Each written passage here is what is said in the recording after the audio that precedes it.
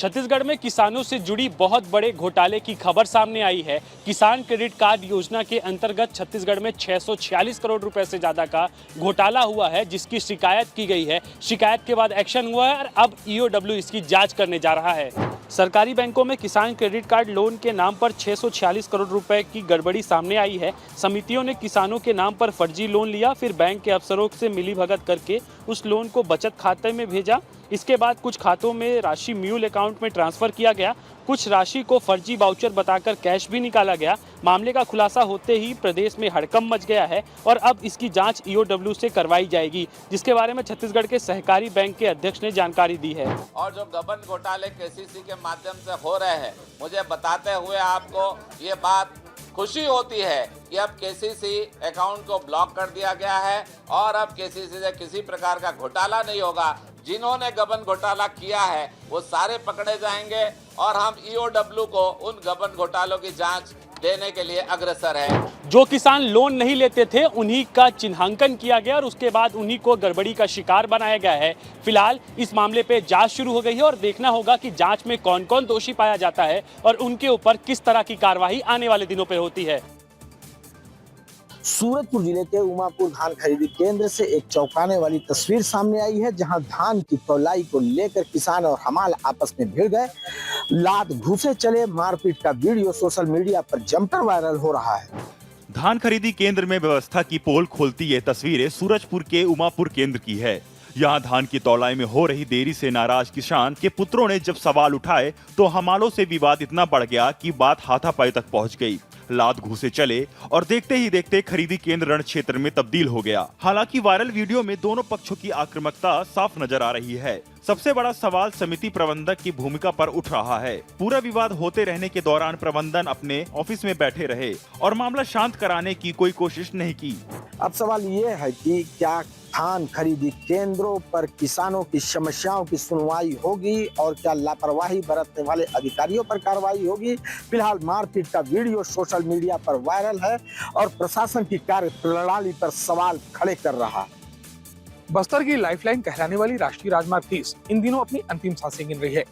इस वक्त हम मौजूद हैं केशकाल घाटी के ठीक नीचे बसे ग्राम खाले मुरवंड के स्कूल में। राजधानी रायपुर को बस्तर से जोड़ने वाली एकमात्र सड़क राष्ट्रीय राजमार्ग 30। इसी राष्ट्रीय राजमार्ग 30 पर केशकाल घाटी के नीचे ग्राम खाले मुरवेंड का पुल इन दिनों अपनी अंतिम सांसें गिन रहा है। पुल पर बड़े बड़े गड्ढे उभर आए हैं। सड़क के बीचों बीच इतनी गहरी दरारें पड़ चुकी हैं कि नीचे का नाला और खाई साफ साफ नजर आने लगी है। सड़क दुर्घटनाओं से बचाव के लिए बनाई गई पुल की साइड वॉल पूरी तरह टूट चुकी है। जब भी कोई भारी मालवाहक वाहन या यात्री बस इस पुल से गुजरती है तो पूरा पुल थर थर कांपने लगता है। स्थानीय लोगों का कहना है कि अगर यह पुल टूट गया तो राजधानी रायपुर से बस्तर संभाग का सीधा संपर्क पूरी तरह कट जाएगा। लगातार शासन प्रशासन का ध्यानाकर्षण करवाने के बावजूद अब तक जिम्मेदारों ने इस ओर सुध नहीं ली है, जिससे साफ साबित होता है कि किस प्रकार से प्रशासन संवेदनहीन है और किसी न किसी बड़ी दुर्घटना के होने का इंतजार कर रही है। नगर पालिक निगम चिरमिरी के अंतर्गत आने वाली 40 वार्डों में एसईसीएल और नगर पालिक निगम पीएचई के माध्यम से पानी सप्लाई करता है। एसईसीएल का जो पानी अभी सप्लाई हो रहा है छोटा बाजार के विभिन्न क्षेत्रों में, वो पानी बेहद गंदा और प्रदूषित पानी है। ये तस्वीरें हैं चिरमिरी नगर निगम के छोटा बाजार क्षेत्र की, जहां एसईसीएल द्वारा जो पानी सप्लाई किया जा रहा है वह इतना गंदा और प्रदूषित है कि पीना तो दूर, इससे नहाना, ये कपड़े धोना भी मुश्किल हो गया है। यह वही छोटा बाजार क्षेत्र है जहां कुछ महीने पहले गंदे पानी की वजह से पीलिया फैला था। उस दौरान कई लोग गंभीर रूप से बीमार पड़े और कुछ की मौत तक हो गई थी। इसके बावजूद आज फिर उसी तरह का गंदा पानी लोगों को सप्लाई किया जा रहा है।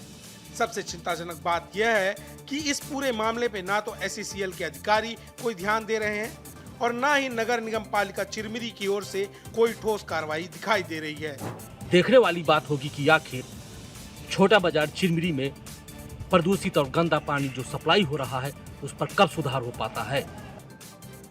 रायगढ़ जिले के सराईपाली गांव स्थित माध्यमिक शालम बच्चे खुद से पढ़ने को मजबूर हैं, सेल्फ स्टडी कर रहे हैं, क्योंकि स्कूल में शिक्षकों के अभाव के कारण बच्चे हैं वो खुद ही पढ़ते दिखेंगे और जहां क्लासरूम में शिक्षक होने चाहिए वहां बच्चे खुद से पढ़ रहे हैं। रायगढ़ के सरायपाली गांव की माध्यमिक शाला में शिक्षा का स्तर बेहद ही ज्यादा बुरा है। माध्यमिक शाला में बच्चे शिक्षकों की कमी से जूझ रहे हैं। 6वीं से 8वीं तक के बच्चों के लिए पर्याप्त शिक्षक नहीं होने के कारण बच्चे सेल्फ स्टडी कर रहे हैं। स्कूल में 3 शिक्षकों की पोस्टिंग तो है, मगर 2 शिक्षकों की अलग अलग काम में ड्यूटी होने के कारण स्कूल की पढ़ाई बाधित हो रही है। गणित, संस्कृत, सामाजिक विज्ञान जैसे विषयों को बच्चों को खुद पढ़ने को मजबूर हैं। स्कूल में शिक्षकों की नियुक्ति को लेकर बच्चों के साथ साथ परिजन भी परेशान हैं। छात्रों की पढ़ाई पर इसका बुरा असर पड़ रहा है। अब देखने वाली बात होगी कि जिम्मेदार किस प्रकार से सुध लेते हैं और सरायपाली की इस माध्यमिक शाला में शिक्षकों की कब व्यवस्था हो पाती है और बच्चों को राहत मिल पाती है और ये कब तक अच्छे से पढ़ाई कर पाते हैं। गौरला पेंड्रा मरवाही जिले में सड़क मरम्मत के काम में भ्रष्टाचार का मामला सामने आया है। युवा कांग्रेस के जिला अध्यक्ष अमन शर्मा ने वीडियो जारी कर मामले का उजागर किया है। पेंड्रा में समेरा तिराहा से पेंड्रा मार्ग पर चल रहे सड़क मरम्मत कार्य का औचक निरीक्षण करते हुए यूथ कांग्रेस जिला अध्यक्ष अमन शर्मा ने कहा कि सड़क निर्माण में डामर और क्रेशर डस्ट का प्रयोग अनिवार्य है, लेकिन मौके पर पाया गया कि डामर के ऊपर सीधे मिट्टी डाली जा रही थी, जिससे सड़क की गुणवत्ता बेहद कमजोर दिखाई दे रही है। स्थानीय लोगों ने भी सड़क की खराब स्थिति पर नाराजगी जताई है। उन्होंने प्रशासन से मांग की है कि इस पूरे मामले की तुरंत जांच की जाए। इस इलाके में यूथ कांग्रेस के विशाल जनाक्रोश प्रदर्शन और कलेक्ट्रेट घेराव के एक दिन बाद ही यह मरम्मत कार्य शुरू हुए थे। देखा जा सकता है कि विकास के नाम पर भ्रष्टाचार की घटनाएं आम हैं। प्रशासन से उम्मीद की जा रही है कि मामले में सख्त से सख्त कदम उठाए और कड़ी कार्रवाई करें। छत्तीसगढ़ के सूरजपुर जिले में अश्लील डांस का मामला सामने आया। डांस चल रहा था वन विभाग के रेस्ट हाउस में। अब इसे लेकर सरकार भी सख्त हो गया है। सूरजपुर के फॉरेस्ट रेस्ट हाउस में अश्लील डांस का वीडियो सामने आया। इसके बाद पर्यावरण मंत्रालय सख्त हो गया है। मंत्रालय ने समस्त वन संरक्षक और डीएफओ को आदेश जारी किया है। विभाग ने सभी रेस्ट हाउस में सीसीटीवी कैमरे लगाने के आदेश दिए हैं।